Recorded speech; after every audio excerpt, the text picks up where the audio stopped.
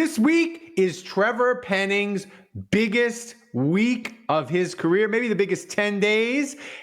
Is he going to be the Saints right tackle for the 2024 season? We dive into it now on Saints Happy Hour podcast. Welcome to the award-winning Saints Happy Hour podcast. Seriously, this podcast has won awards. American standards are dropping every day. The show features Ralph, the best host in the world, who can barely pronounce his own name, much less anyone else's. Marcus Callaway. Dave is that dude who loves taking bathroom breaks. He's mad about almost anything, so make sure to lower your volume when he speaks. Put that freaking clown meme back up that I made. Jesus Christ. Andrew has sources, watches tapes, and knows football. He rarely shows up on time and wants to commit crimes to help the Saints win. Sean Payton would have done illegal things. Don't tell me I'm wrong, because you know it's true. Oh, and there's also Kevin, who is great at doing mock drafts, but struggles to actually watch Saints games or have a functioning relationship. Budrich wants to know how the doctor's doing. That ended. Anyway, grab a drink, sit back, and enjoy the insanity. All right, everybody, welcome to another edition of Saints Happy Hour podcast. I'm Ralph Marlborough. I'm joined by Kevin, and as always, if you're watching us on the YouTube, like us, subscribe. If you're listening to the audio-only version of this podcast, find us wherever you get your podcast. Remember to subscribe wherever you're listening. Thanks for joining us. Today we got one topic to discuss. It's going to be a fun time. But Kevin, you were holding your hand up. Yeah. Do you have something to say? Do you have something Yes, you want to? I demand equal time, sir. Here we go. You want equal time? I am going to be out of action on Tuesdays for just a little while. Doing some shuffling with the schedule at the shoot job. And so I wasn't there on Tuesday. And then I wasn't around and I wasn't available for this interview that you and Dave had. Yeah. With Mr. Brett Martell of the Associated Press. That's right. Now, I went back and I listened to the interview with Brett Martell of the Associated Press. Thank you for doing that. Not everybody that's on the podcast does that, so I appreciate that. It was a very good get for the podcast. I'm very proud of us for the get. However, there were a couple of discrepancies toward the end of that interview regarding yours truly that I would like a chance to respond to. Oh, yeah. You want to defend yourself about ruining the Saints media's free lunch. That I cost the sports reporters free lunch or whatever. I honestly... So it's been so long that I forgot about any of that. Yeah. I honestly do not remember the whole, there's no more free lunch thing. So, and I've told this story before on the podcast and I've told this to you guys before. That's right. At no point did I ever mention who the reporter was that went up to Scott Fujita at the ice cream machine and asked him about his foot. I never once mentioned that because I never wanted to risk any kind of blowback to Brett Martell of the Associated Press. And I can explain. He didn't explain it well. What happened was the Saints saw it on WWL. And they get confused because they don't understand the difference between a wire, AP, WWL, a local reporter. They don't understand any of that, and they just want somebody to yell at. Right. And so they immediately go after Brett, and then Brett's like, I don't know. And then they eventually find me, and I get a phone call, presumably from the guy that he said Greg Bensel was the guy. And I basically get browbeaten by him. And I'm what, 27? I'm 26 at the time. I haven't turned 27. I'm a 26-year-old kid. Not really a kid. Well, compared to some of the other people. Compared to old people, yeah. You're green, covering pro football, yeah. And he's trying to lay this intimidation game tactic on me and saying, Sean, Coach Payton may have a word with you and all that other kind of stuff. And I'm calling up my boss at WWL TV, and he's trying to reassure me everything's going to be fine. You did nothing wrong and all this other kind of stuff. Okay, great. So when Brett comes back from chatting with Scott Fujita and says what he asked him, it's like we all saw Scott Fujita hobbling with a boot on to the ice cream machine. Like we all saw that. He comes back and says about something that had happened and explained sort of what Scott Fujita told him. I'm immediately like, well, that's news. I do not remember. And again, I'm saying this because I actually don't remember. But I don't remember anybody at that table saying, oh, well, we need to keep a lid on this because it's sort of understood that I think that's what it was. I think they thought, we don't need to say, like, it's just understood that you keep a lid on it. But me, one, never explained to. Two, I see something, I say something. That's right. Like, what my job, I was told, my job, I didn't go to school for it. I just did it, fell into it. It's you report things. Yeah. Like there was no other person there with Scott Fujita from the team who came over and said anything. There was no discussion about keeping this under wraps or anything like that. Like, oh, let's wait till tomorrow and we can ask Coach Payton about. Like, there was no discussion of that. Yeah. I messaged WWL TV. I got a message back. I sent another message in, and then they were like, "Let's go with it." Well, and the thing is, two things about this, and then we'll move on to the actual topic. Two things about this. One, this is 2006. Right. The media at that point hadn't had much exposure to Sean Payton, and they didn't understand he's a fucking lunatic about everything, right? Like DA, he probably isn't going to care about something like this. Sean Payton cares about everything. He's called up, Diana Rossini on her podcast was talking about how Sean Payton would call up the guy who was the smoke operator for the Saints and be like, you got to have just this right amount of smoke for the player intros. What coach cares about that? Sean Payton cares about that. So that's the first thing. So I think the media didn't understand of like the shitstorm that was a brewing with this. And second of all, but most importantly, the media on the priority list of what they care about, free food is number one. So they're never going to forgive you for ruining their free lunch. And and listen, here's the thing. If you want to hate me for quote unquote killing the free lunch, okay. They do. And they will. Okay.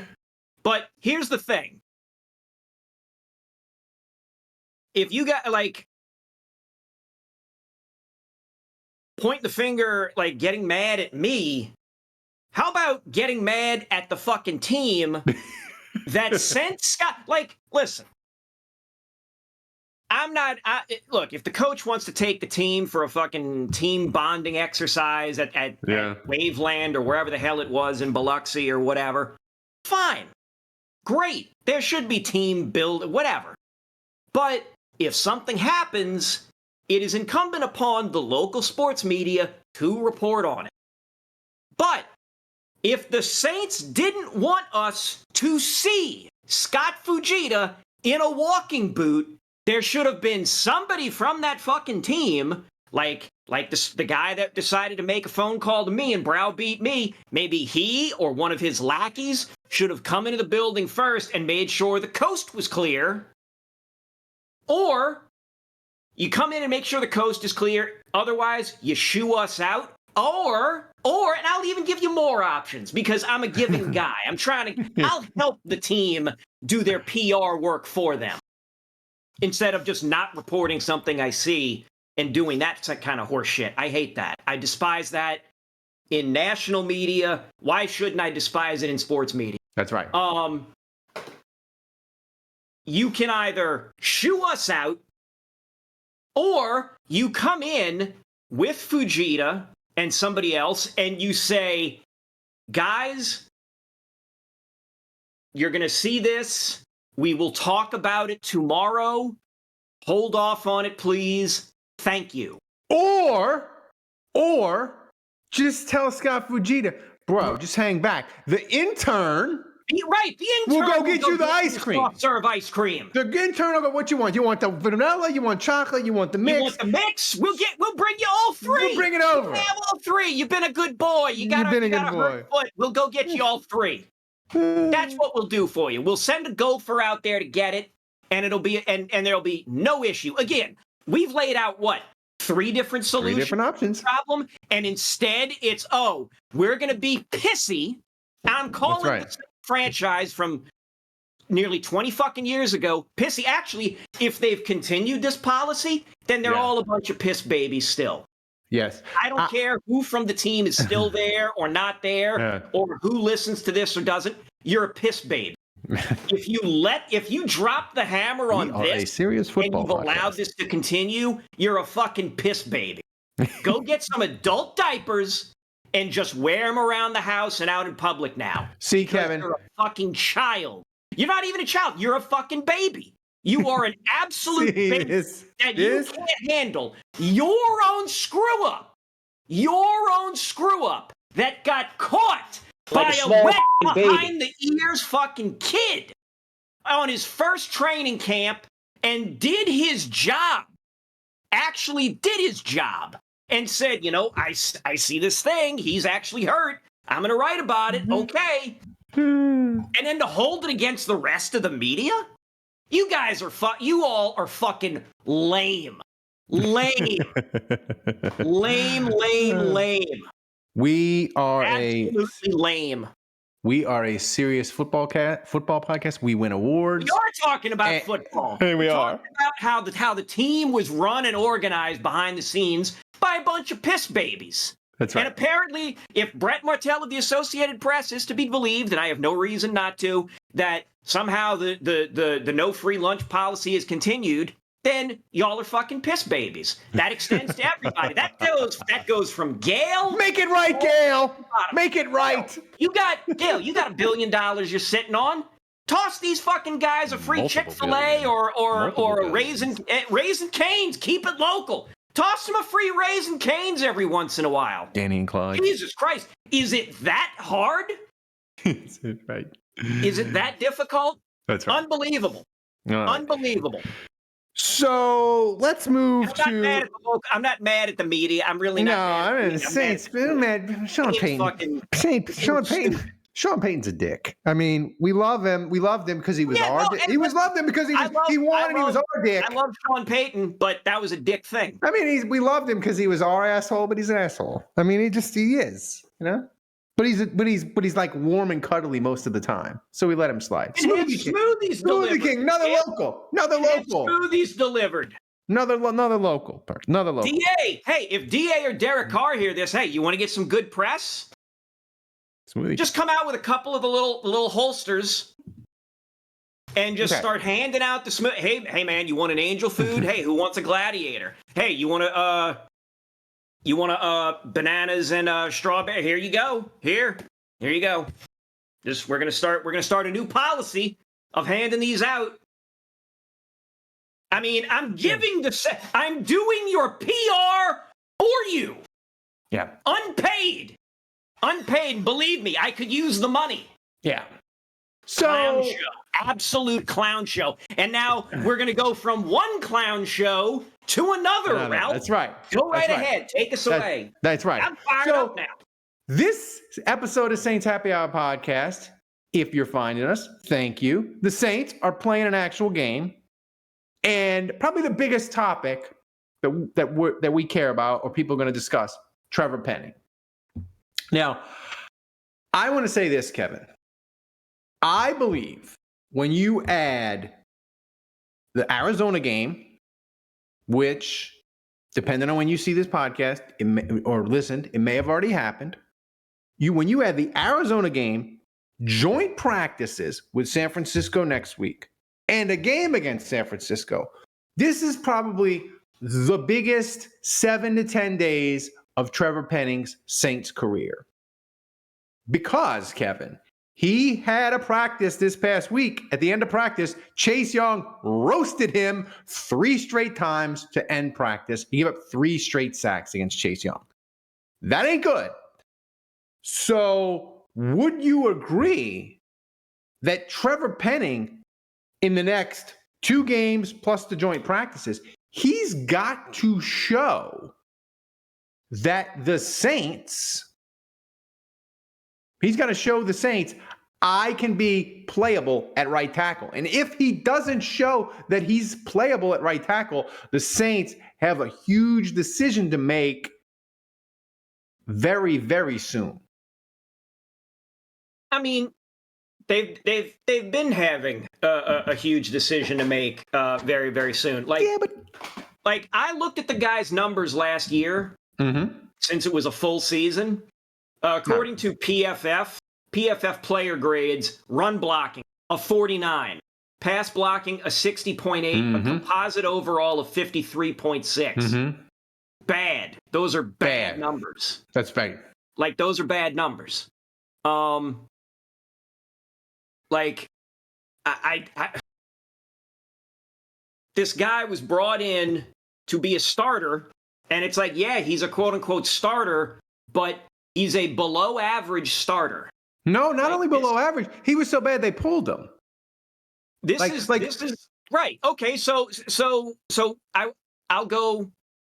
He's worse than below average. I got to figure out a designation. Well, the thing is that's a concern with Penning is, Cesar Ruiz, when the Saints drafted him, he got hurt, but they never pulled Cesar Ruiz because of like bad play, right? He was like working through the kinks, and that's the thing with the first round pick, like Fuaga. And I'm not comparing Fuaga to Penning because I think Fuaga's a ready-made product. He's played at a high Division I level. He's going to be a better player, but Fuaga is a rookie, and he's going to have bumpy moments this year. I think overall he's going to be pretty good, and he's going to have a really solid rookie year.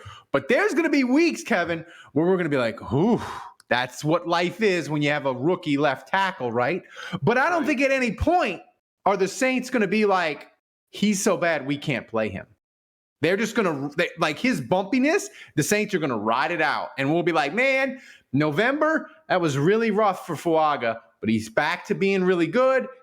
The arrow's pointing up. It's fine." Trevor Penning last year, the Saints were like, we can't play this. He's unplayable. We got to get Cam Irving. Penalties. He allowed 7 penalties last year.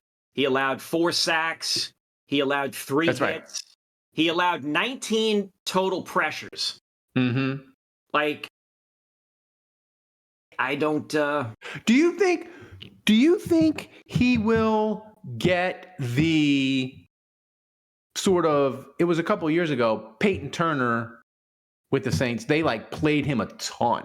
And obviously Peyton Turner hasn't turned the corner. He's still hurt and all that. But do you think the Saints may do the thing where normal starters will play like a quarter, the starting offensive line or whatever, but like we see Trevor Penning out there and we're like, wow, he played the whole first half. Wow, it's the third quarter. Trevor Penning's still out there at right tackle. Do you think they may do? And I'm not even going to speculate on how he's going to look because you don't know. But do you think we might see like Trevor Penning? He might get extended snaps in the Arizona game.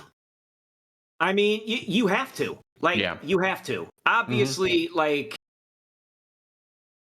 obviously the juice or the hype or whatever is just is in the pits. It's in the pits, Trevor Penning right now. It is. But you have to play him, and he has to get snaps, and here's why. His entire career, his entire career, it's basically, what, 18 games? Or not 18 Not games, even 18 games. This season and the previous 6. season. Yeah, I mean. So, like, he played the 7 games last season. Actually, it was really 6, and then had spot appearances in the other in another 6, and then was injured midway through or part of his rookie year. So he has played 541 snaps. Yeah, that's nothing. On offense. That's nothing. He was lined up at left tackle for 463 of those snaps. The other 78 snaps, he was a tight end eligible. Yeah. He was a jumbo tight end. Right. Jumbo tight like end. it just like it's labeled ITE. Tackle eligible. Yeah. Okay. So no other, he is not once lined up as the left guard, center, right guard, or right tackle. The depth chart has him listed as a right tackle, and they've got Fuaga listed as the left tackle. So the team appears to think that Fuaga we're left comfortable tackle. putting Fuaga in at left tackle. That's right. We're going to make Penning try and move. So they have to give him a chance. They have to give him those chances. Multiple chances. Even if it sucks, they have to give him multiple chances. Yeah. And I don't think, it can be really bad for Penning this week. And I don't think the Saints will have an urgency. They may even be looking right now. And you know this, like at training camp, trades and that sort of thing, they're not going to happen till the third week of preseason or even after, because now they have the off week before week 1. Because teams, they don't feel like they don't have an urgency to make moves until it's cut down day, right? Like every deals get done when there's a deadline, right? So right. I don't think there probably is somewhere in the NFL. There's some team that has a veteran right tackle, and they're like, oh my God, we drafted this tackle in the 4th round, and he's way better than this veteran right tackle we have. Come cut down day, or when the season is close, they may say, hey, veteran tackle, you got to take a pay cut.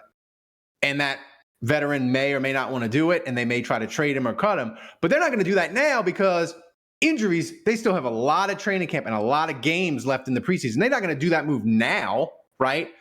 But something could shake loose. But now, Kevin, this is where the podcast, but you can't cut him.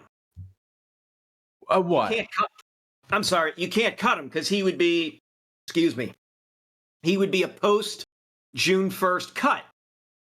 And I can't see anybody wanting to take him on in a trade. Well, no, I wasn't even thinking the Saints. Like if they did a trade, like if the Saints did a trade, it would involve Penning. It would just involve the Saints trying to get competent at right tackle. Like if you said, yeah. So, but here's my thing. This is where I think it's going to get contentious with me and you. If we have the Arizona game, yeah, and we have the joint practices against San Francisco, and we have the game, and we're coming on the podcast, and me and you, and we're like, oh my God, Trevor Penning, he's not any better. He's still freaking unplayable. Like he's an abject disaster. He's unplayable, same as last year, right? Unplayable. At that point, what is the cost you are willing to pay to get a playable right tackle? And I'm not saying good. I'm not even saying average, Kevin. I'm just saying you're getting a guy, Cam Irwin, James Hurst was average, so maybe even that quality. What cost are you willing to pay to get a playable right tackle? Because that's the debate we're having. Because this is in my scenario, Trevor Penning is not playable. So what cost are you willing to pay to get a playable right tackle? When you say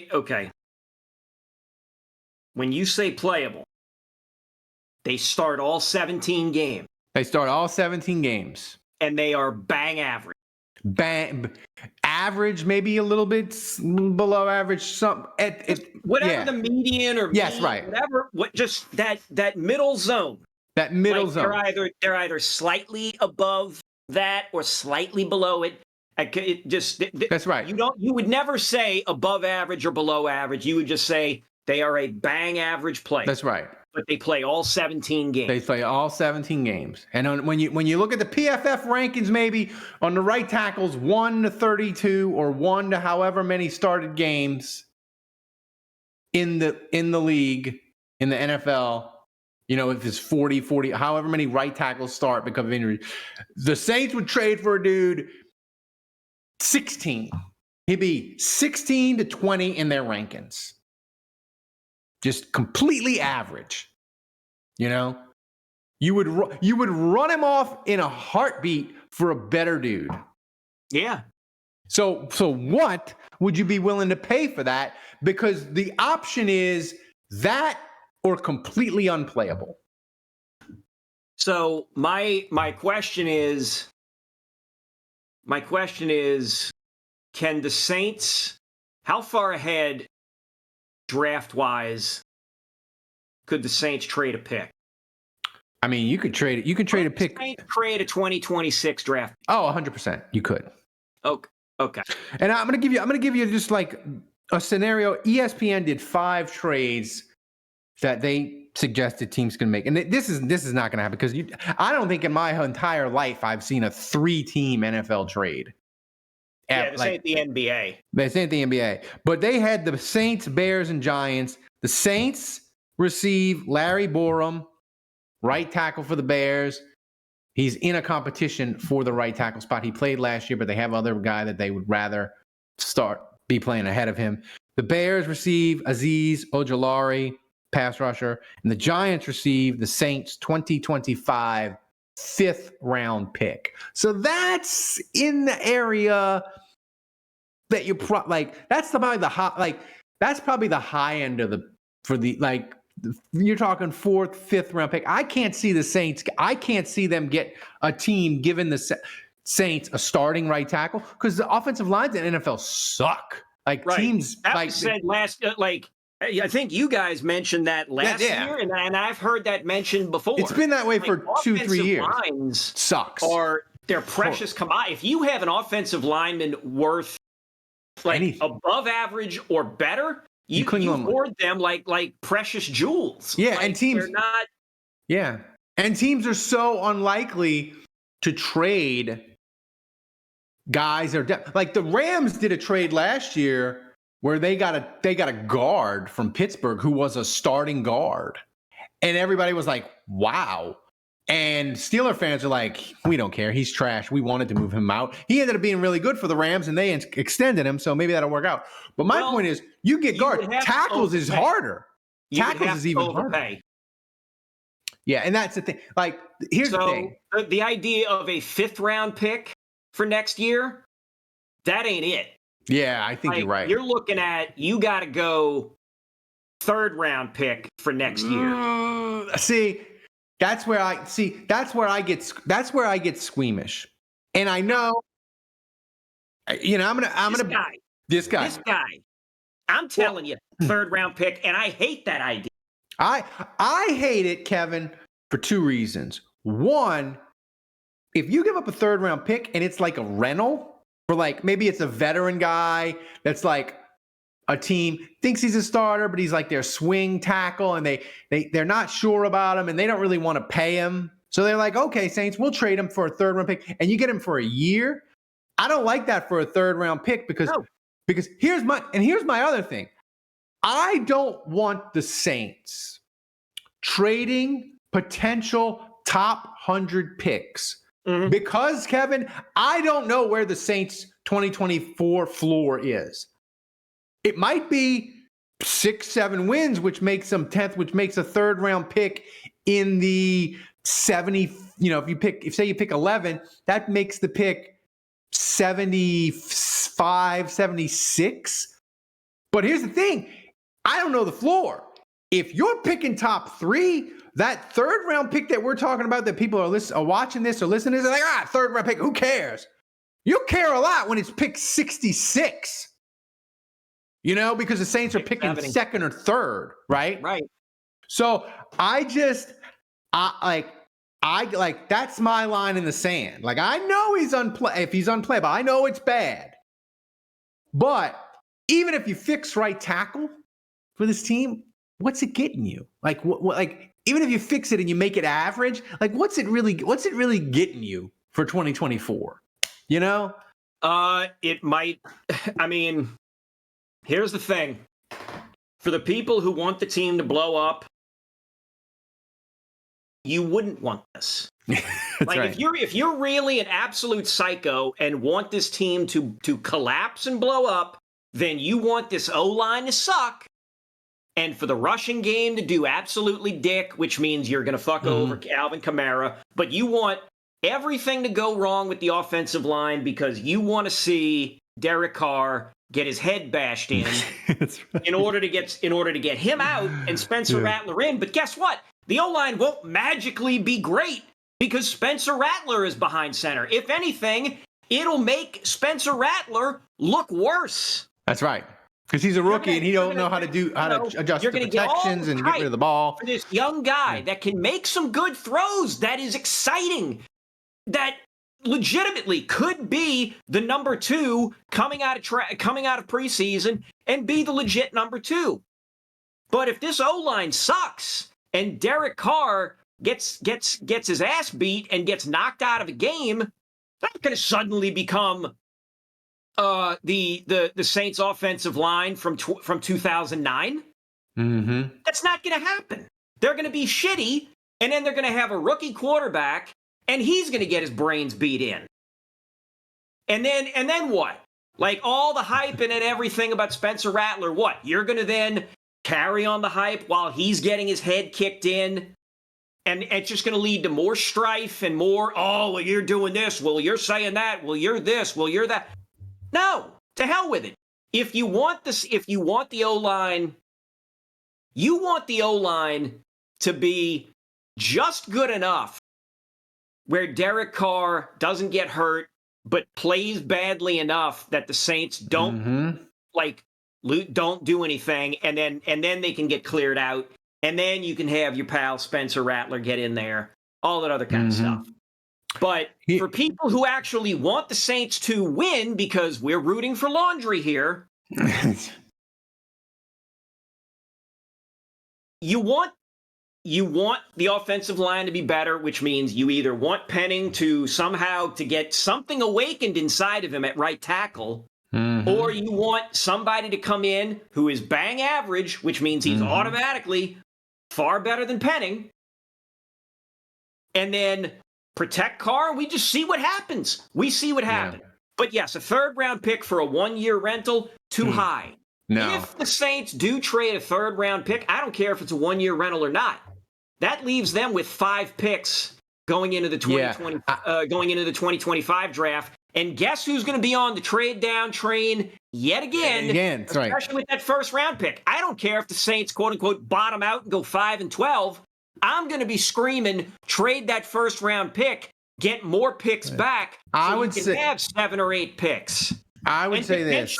What was I saying last year that I'm going to be saying this year? Get more rounds in the gun, more bullets in the chamber to get more offensive linemen to fight for spots and see what you've got. Well, I think the Saints draft this year is a perfect example of your theory. They apparently, Boyd, the defensive tackle, has looked really good. I hope this guy pans out. A late round pick, right? I want him you know what would be helpful? More of those. Because if you got more of them, then you got more chance to hit. Here's my thing though. I think, Kevin, for me, the line is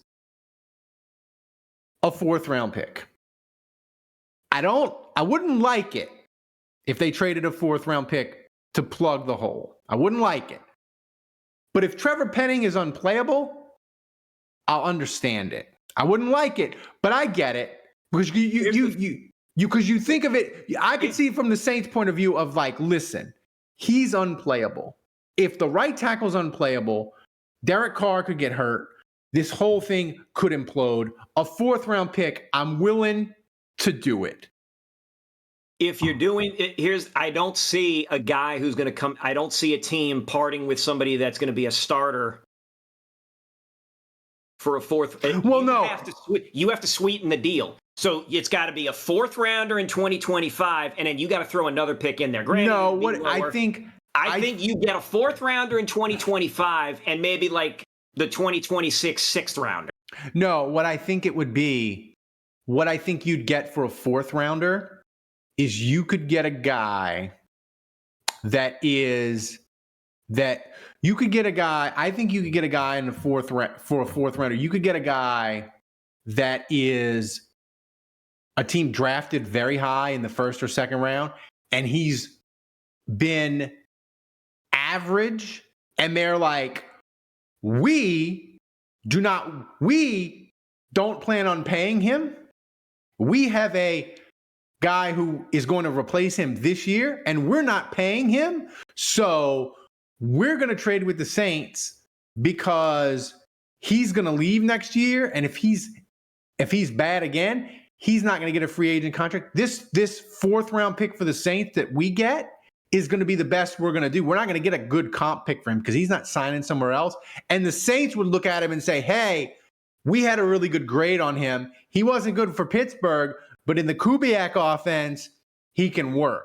That's the only kind of guy you're going to. And Kevin, that's a lot of risk because you're taking kind of not the trash from another team, but you're taking something that they don't want. So it's highly risky. Yeah, I'll tell you this: there are only 2 unrestricted free agents. Well, actually, wait. Are they there are only 2 unrestricted free agents available who are designated as right tackles. And those are? And they are Billy Turner of the New York Jets and David Quisenberry of the Minnesota Vikings. I want to say Billy Turner. Wasn't he didn't the Saints? Billy Turner is about to turn 33. Quisenberry is about to turn 34. I want to say the Saints, he's been a Saint and he was hurt or something and they cut him. I want to say he's been a Saint before. But no, I'm looking at his Wikipedia page. I must be thinking of someone else. But listen, I mean, that's what you're dealing with, right? Right. I mean, and it's August, man. Billy Turner, the last 2 years, has been hit with injuries. Yeah. So you're looking at that. And then Quisenberry, pull his ass up. I just like him on name alone. No, name alone. That's right. Just because he sounds like a middle reliever in the 80s. Yes. So statistics. Jesus. So his one good season, well, good as in he played all 17 games in 2021. And then played in 16 and 15 games the next 2 years, but only started 3 of them in each of those years. It was under 400 snaps in 2022 and below 300 snaps in 2023. So it's based like you're taking you get this guy like you're taking a flyer on him. Yeah. Like the pickings are not good at right tackle. So you would have to, if you're looking at free agency, you have to then take a tackle and hope you can convert somebody at left tackle to right tackle. Right. I mean, listen, it's August, and that's why not to get totally off track here, because we're talking about Trevor Penning, but that was why when the Saints brought in Justin Simmons, I was surprised that the big hang up was he wanted 2 years, multiple years, and the Saints were only going to give him 1 year. I was surprised that he would go for a visit to the Saints in August, because, bro, in August, if you're a free agent, you ain't getting 2 years of guaranteed money. Like if you know, like it's all like it ain't April, it ain't March, it ain't May, Kevin. It's freaking August. It's August 9th. What is it? August. It's August 9th. You know? Yeah. If teams wanted to pay you, they'd have paid you. So like you're rummaging through the dumpster to find a solution at right tackle. Right. So I don't think this will get solved. The Saints aren't doing anything until week 3 of the preseason. The earliest they would do a trade, I think, is the Tennessee week. But I can 100% see the Saints, especially if they don't end up signing Justin Simmons, when you have $14 million of cap space. If a right tackle shakes free on the thing of a team is like, hey, you got beat out by this rookie. You're a veteran. I know you started for 4 years, but maybe you've been injured. You're declining a little. We want you to take a pay cut. And the veteran gives them the double birds. And that kind of guy shakes free where you can't claim him on waivers, right? Because he's a vested veteran and he just goes through and then he's a free agent. I could see the Saints then being like, oh, this is a guy we didn't think would be available. Hey, we'll give you 1 year, $6 million, hope for the best, and roll with it. But it's not going to happen till week 3 of the preseason. Final question, and then we'll get out of here. Sure. On a scale of 1 to 10, 10 being complete certainty that Trevor Penning is going to be bang average and start 17 games. 0 being you'd rather them have a traffic cone at right tackle than Trevor Penning. How big is the traffic cone? The traffic cone is life size. It's a life Tell size. you what, if you gave me an Olympic hurdle at right tackle, I would take the Olympic hurdle. So you have to get around it. It's like you at least have to like move a good foot over before you can get in. Yeah, because you could just mash your way through a traffic cone. So where are you on your confidence level of Trevor Penning? Is he going to be able to be bang average, or is he going to be terrible? Where do you fall? 0 to 10. Confidence. I can separate this into two things, both bang average and then playing all 17 games. Playing all 17 games, 2. Ooh, okay. Bang average, 3.5. Ooh, see, I want to argue with you, but I think I'm about where you are on both. You can't argue with me. You can't. I mean, when I am right, Ralph, when I'm right, it's chiseled in fucking granite. It is. This ain't, let me get my little pencil here and just jot that note down. No, That's right. It ain't that. It ain't using my high quality pen, pilot pen here. It's chiseled in granite. When I'm right, I am right. You can take it to the bank. Take it to the bank. I love it. Kevin, I want to say this, and I say this to you all the time, and I mean it from the bottom of my heart. I miss you so much on the live show when we do it Tuesday, because you inject a ridiculousness and a passion that we need either way. And you have this ability to check me and Juge in a way that Dave does not. And I can't explain why. Dave brings his own craziness, and we love him. But like, everybody is a vital cog. Everybody's a vital cog. And when we don't have your ridiculousness and your check on me and Juge, it hurts my heart. So we got to get you back on Tuesday. But guys, thanks everybody for joining us. And I want to remind people, go to saintshappyhour.com, become an annual patron, get your Jim Mora stickers. They're freaking amazing. Annual patrons get them.